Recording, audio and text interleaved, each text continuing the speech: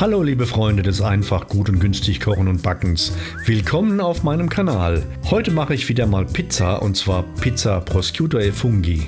Zuallererst mache ich eine Zeitplanung und zwar wenn es um 18 Uhr Pizza geben soll, nehme ich die Teigballen allerspätestens um 14 Uhr aus dem Kühlschrank. Sie bleiben aber noch in der geschlossenen Box und werden erst zur Zubereitung herausgenommen. Damit die Pizza sehr gut wird, müssen wir auch sehr gute Zutaten verwenden.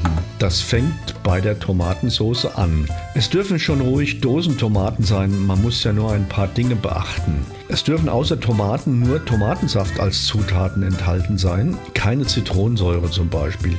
Bei den Tomaten ist der Erntetermin sehr wichtig, damit wir auch bestens gereifte und geschmacklich voll ausgeprägte Tomaten erhalten. Man sieht das auf dem Laseraufdruck auf dem Deckel. Eine dreistellige Zahl gibt den Ernte- bzw. Verpackungstermin als fortlaufenden Tag im Jahr an. Die Zahl sollte daher zwischen 190 und 250 liegen, um den optimalen Erntetermin zu erwischen.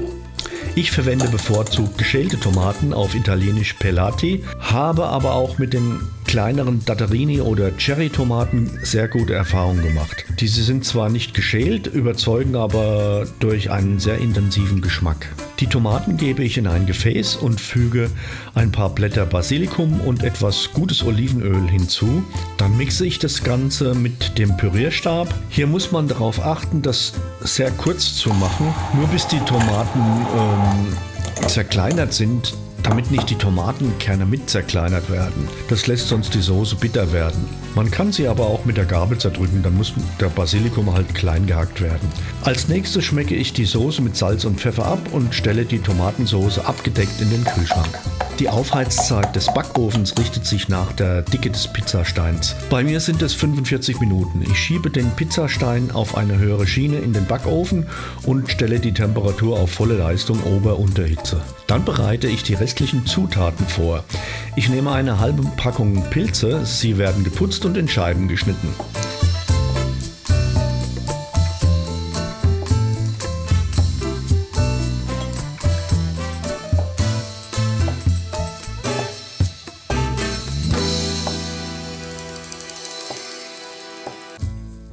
Dann wird der Prosciutto zerrissen und auf einen Teller bereitgelegt. Als nächstes reibe ich etwas Parmesan und nehme ein paar eingefrorene Mozzarella Cucina Streifen zum Auftauen aus dem Gefrierschrank.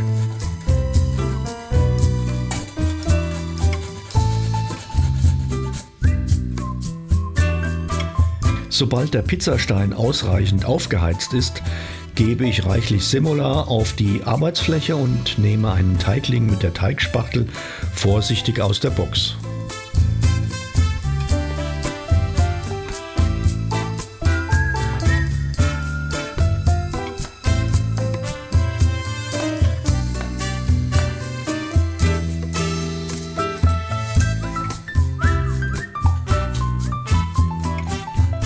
Der Teigballen und die Hände werden gut mit Semola versehen, damit man ihn gut verarbeiten kann. Der Ballen wird von innen heraus etwas aufgeschoben, dabei darf nicht auf den Rand gedrückt werden.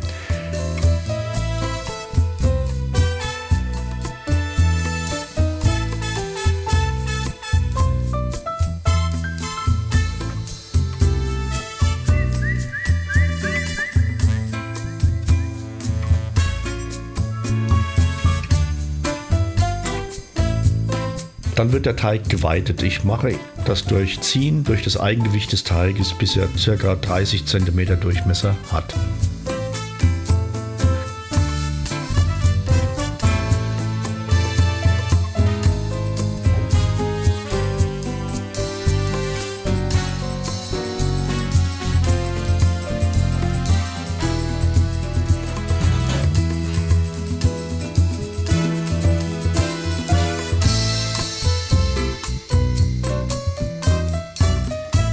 Dann kommt zuerst die Tomatensauce drauf.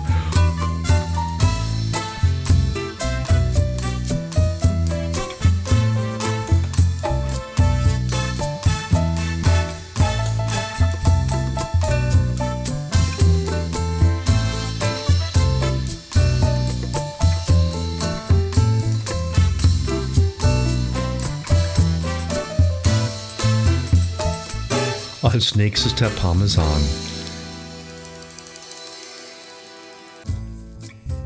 Zuerst belege ich die Pizza mit ein paar Scheiben von einer frischen Tomate. Die Pizza wird mit zerrupftem Prosciutto und den frischen Pilzscheiben belegt.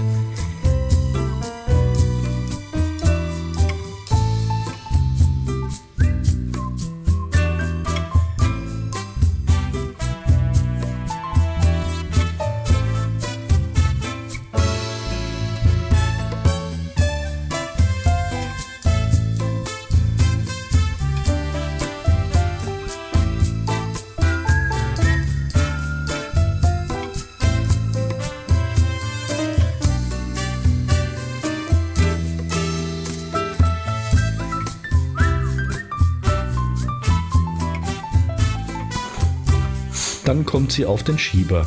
Wenn der Teig etwas klebt, kommt etwas Semola darunter. Das übermäßige Semola wird abgeschüttelt.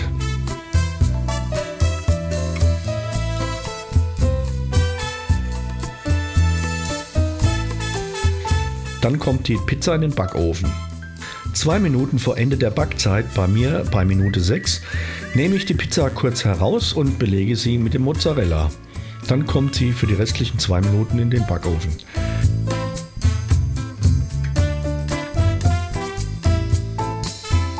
Sobald die Pizza fertig ist, nehme ich sie heraus, schneide sie in Stücke und belege sie mit etwas frischem Basilikum. Guten Appetit!